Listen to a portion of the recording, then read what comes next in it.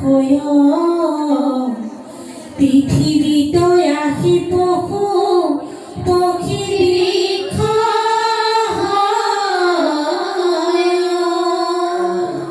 বৰ ভাল নহয়। আকৌ আমি পশু পক্ষী এনেকুৱা গছ বন লতা ভয় উপজিব লাগিব।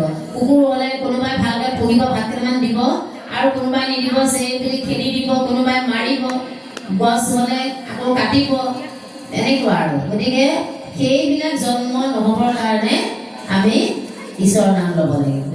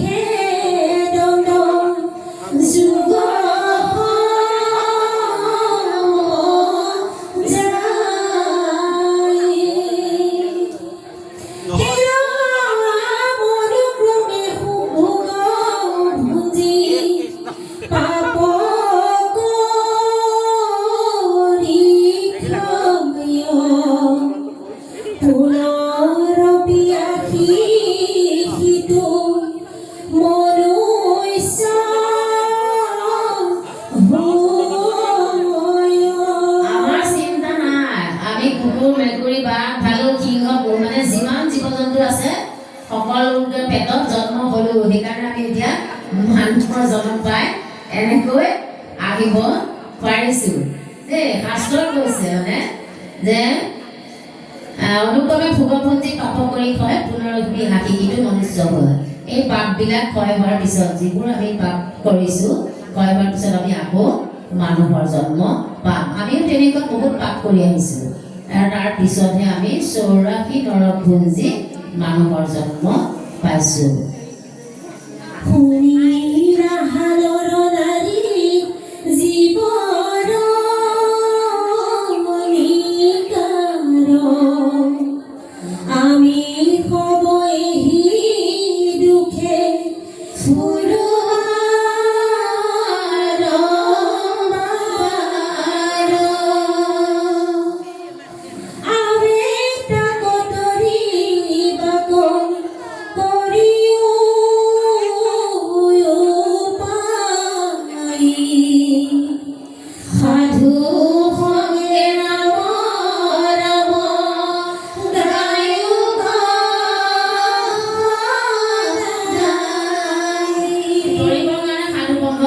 নাম গাব, সেইকাৰণে আমি স্বামী ৰাম নেৰু আৰু তোমাৰ চৰণ কৃষ্ণ।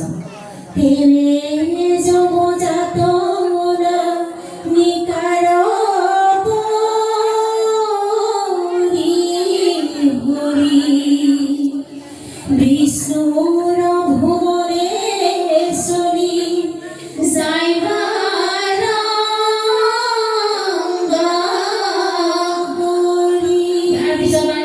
বিষ্ণু ভৱনলৈ পাৰিখন হৈ থাকিবগৈ পাৰিব।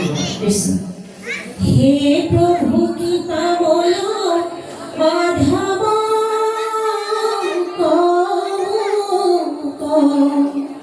চৰণৰ দাস কৰি বাপ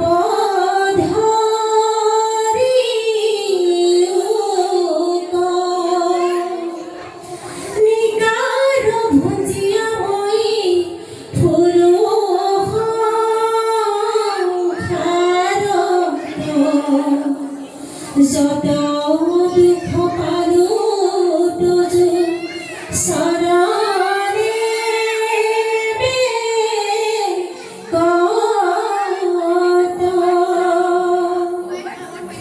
অৰুণ চৰণ যেন নপাহৰো